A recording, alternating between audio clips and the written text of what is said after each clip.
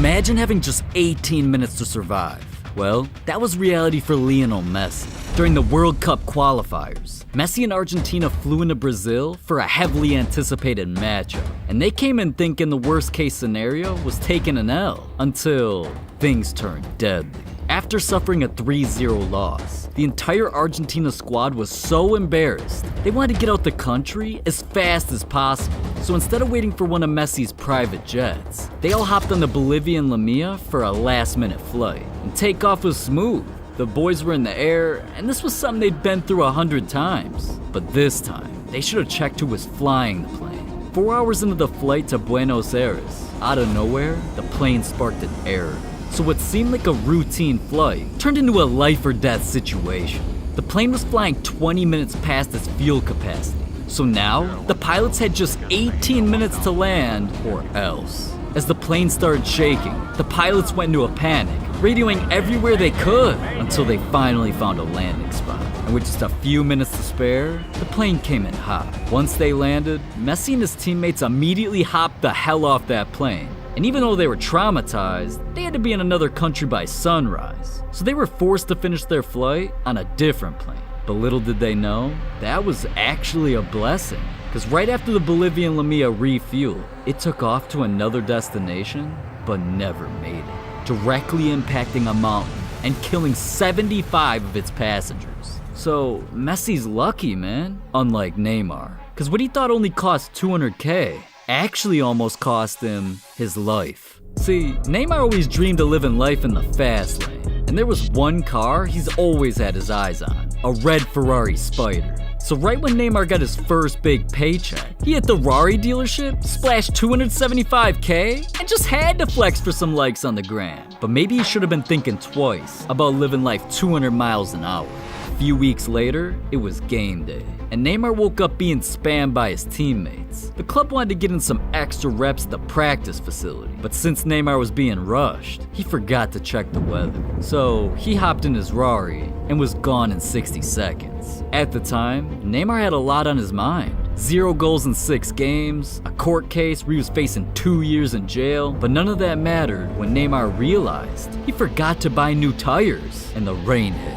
Then out of nowhere, he was crawling on a totaled Ferrari. But luckily, Neymar still made it to practice and continued to make headlines. Kinda reminds me of the criminal who almost killed a football legend just to make the news. Before Peter Mangs committed that sinister crime, he was busy becoming one of Sweden's most notorious murderers. And after going on a 7-year killing spree, eventually detectives caught on, dug deep, and Peter was sentenced to life in prison. But instead of keeping secrets, he wrote a tell-all in his new book. And in one of the stories, he shocked the world, admitting what he secretly did to Zlatan Ibrahimovic. Throughout the 2000s, Zlatan became one of Sweden's most iconic athletes. And because of his celebrity status, Peter wasn't just another thirsty fan. Instead, he saw Zlatan as the perfect victim. Peter admitted he sat in the shadows and analyzed Zlatan's every move. And with Zlatan constantly making headlines, Peter wanted a taste of the clout for himself. He saw Zlatan as an opportunity to go out with a bang. And one thing he kept his eyes on was Zlatan's supercar obsession.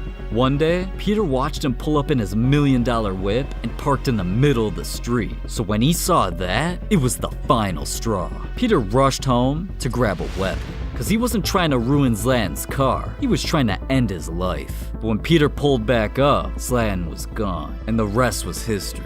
Because Peter was eventually sentenced to life in prison, nowadays, Zlatan gets to drive cars and live in his house worry-free. Unlike the football player, who was the victim of a deadly heist. After Dele Alli spent $2 million on a mega mansion, he thought 24/7 armed security would keep him safe. But out of nowhere, everybody around Dele, even his own teammates, started becoming victims of robberies. And that wasn't even the worst part. See, little did Dele know, he was being watched among the shadows. And one night, while he was in the crib playing pool, a group of robbers broke in and caught him lacking. The robbers pulled out knives, beat his ass, and weren't leaving without his entire jewelry collection. And once they found it, they fled the scene with $300,000 on their backs. But Dele's lucky, man. At least he only lost his ice. because what doctors tried to take from a football legend almost lost him his life. At just 19 years old, Thiago Silva traveled all around the world looking to become the greatest football player of all time. But just chasing his dreams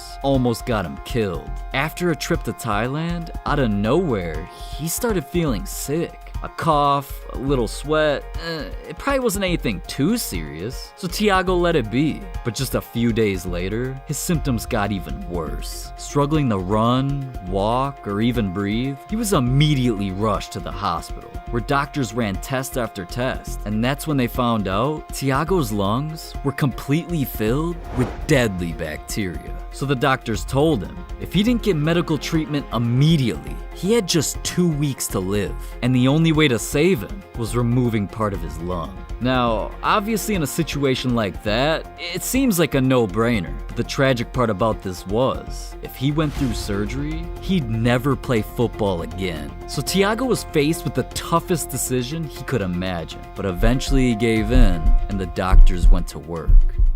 After all this went down, Thiago's family knew he risked it all for them. But deep down, they knew he was suffering worse than before. For Thiago, going on without football was basically living life without a purpose. So against doctors' orders, Thiago decided to just go for it. He took baby steps, got back on the pitch, and dedicated everything to his passion. Until that right there became the greatest decision of his life. Because eventually, he became one of the best defenders in football history. But when you have a come up like that, not everybody can be a fan. Some are killers. And Cristiano Ronaldo learned this the hard way.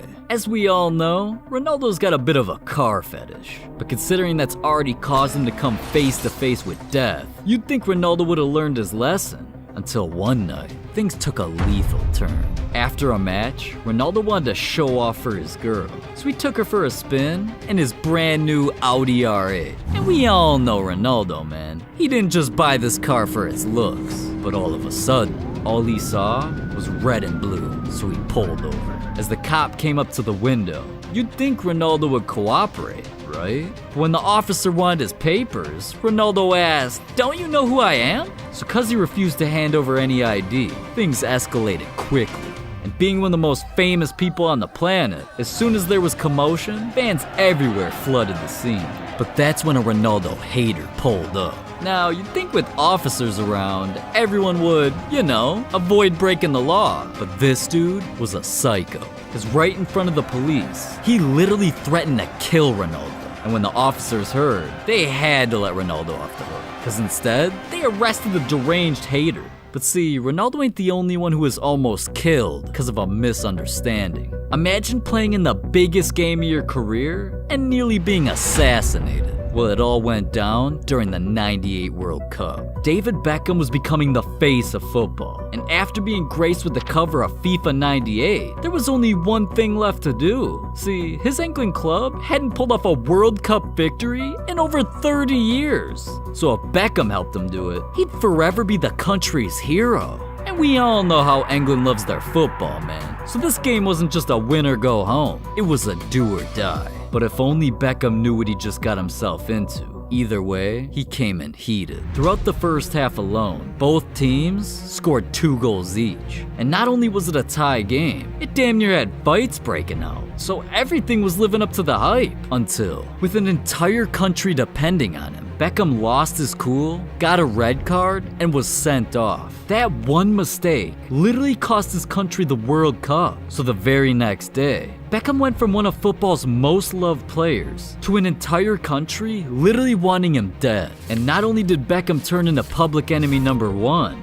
his entire family became a target. For years, Beckham was afraid to even step outside because he feared that at any moment, he'd almost die. Kinda reminds me of the one player who was millimeters away from losing his life on the pitch, or the time another player's entire family was held hostage. And I know you want to hear more about that. So, just click this video right here.